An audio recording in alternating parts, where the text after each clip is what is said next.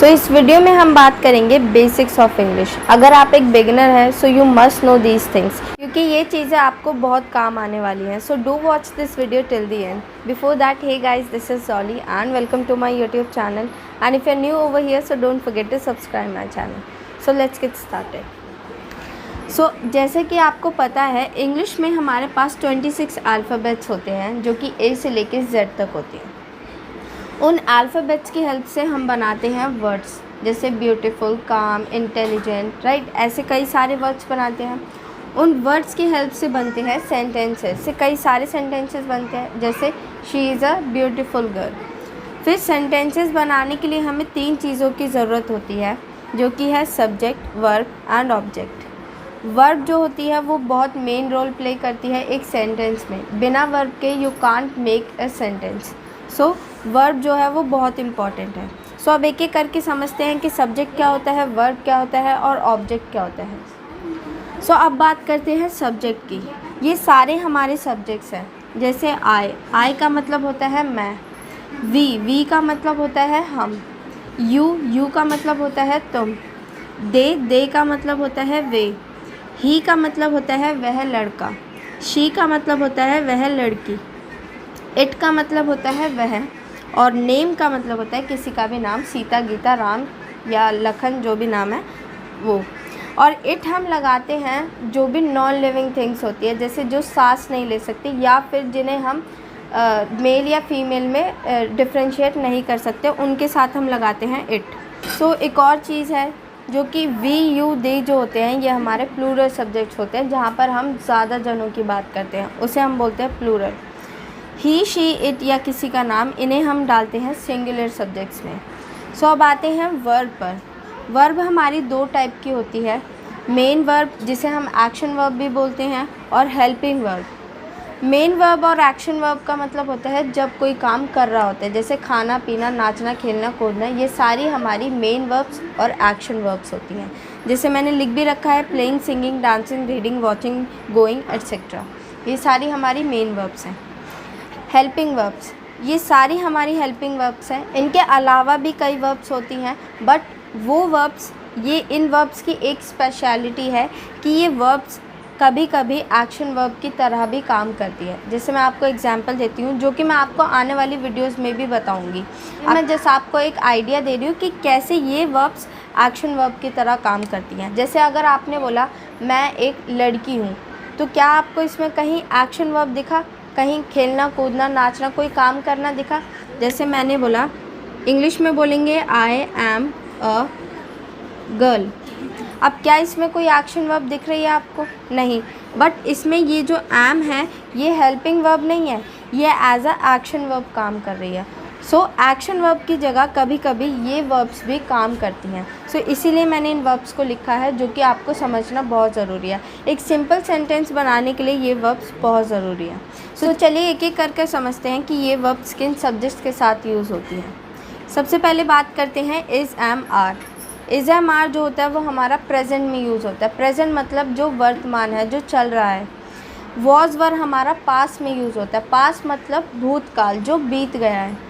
और विल भी हमारा फ्यूचर में यूज़ होता है, जो कि भविष्य है, जिसे हम भविष्य बोलते हैं, जो आने वाला है।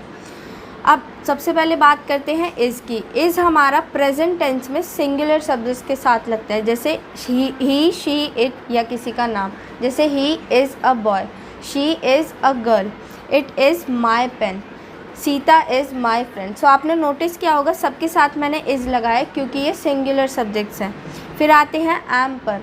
एम हमेशा आई के साथ यूज़ होता है प्रेजेंट टेंस में।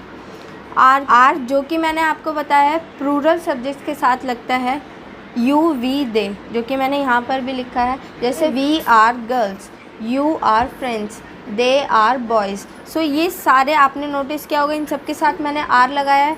सो आर हमेशा प्लूरल सब्जेक्ट्स के साथ यूज़ होता है। आते हैं अगर आप पास में बात करते हैं, तो पास में हमेशा वॉज, वर लगता है।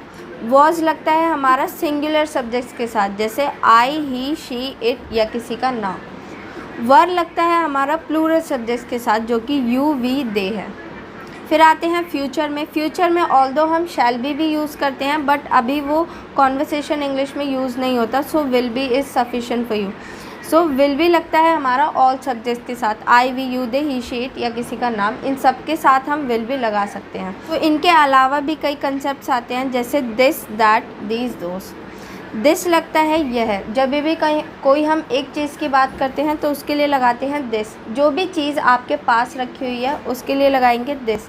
जैसे अगर ये पेन मेरे पास है तो मैं बोलूँगी दिस इज़ अ पेन, और अगर ये पेन दूर रखा हुआ है तो मैं बोलूँगी दैट इज़ अ पेन। अब एक चीज़ नोटिस करने की है कि और दैट हमेशा सिंगुलर माने जाते हैं, और अगर आप दिस और दैट को प्रेजेंट टेंस में यूज़ कर रहे हैं तो इसके लिए लगाएंगे इज़, अगर पास्ट में यूज़ कर रहे हैं तो उसके लिए लगाएंगे वॉज, और फ्यूचर में यूज़ कर रहे हैं तो इसके लिए लगाएंगे विल बी। जैसे हैं दीज और दोज पर, दीज और दोज जब बहुत सारी चीज़ें होती हैं उन सब के लिए यूज़ करते हैं।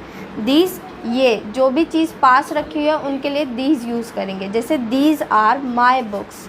और अगर जो भी चीज़ दूर रखी हुई है तो हम बोलेंगे दोज आर माई बुक्स। दूर रखी हुई है पर बहुत सारी चीज़ है, उनके लिए लगाएंगे हम दीज दोज। अब अगर ये वही सेम कंसेप्ट है, अगर प्रेजेंट टेंस में आप बात करते हैं बहुत सारी चीज़ों की तो आप लगाएंगे आर, और अगर पास्ट में बात करते हैं तो वर लगाएंगे, फ्यूचर में बात करते हैं तो विल भी लगाएंगे। तो ये कॉन्सेप्ट बहुत ज़रूरी थे। एक और कॉन्सेप्ट आता है, थर्ड कॉन्सेप्ट आता है ऑब्जेक्ट का। ऑब्जेक्ट का मतलब होता है जो भी सब्जेक्ट के बारे में बताया जा रहा है वो होगा हमारा ऑब्जेक्ट। मैं एक आपको एग्जांपल देती हूँ, जैसे मैंने बोला राम इज़ अ टीचर। सो राम हमारा सब्जेक्ट है, इज़ हमारी हेल्पिंग वर्ब है, और ए हमारा आर्टिकल है, और टीचर जो है वो हमारा ऑब्जेक्ट है। जो भी सब्जेक्ट के बारे में बात बताई जाती है वो हमारा ऑब्जेक्ट होता है।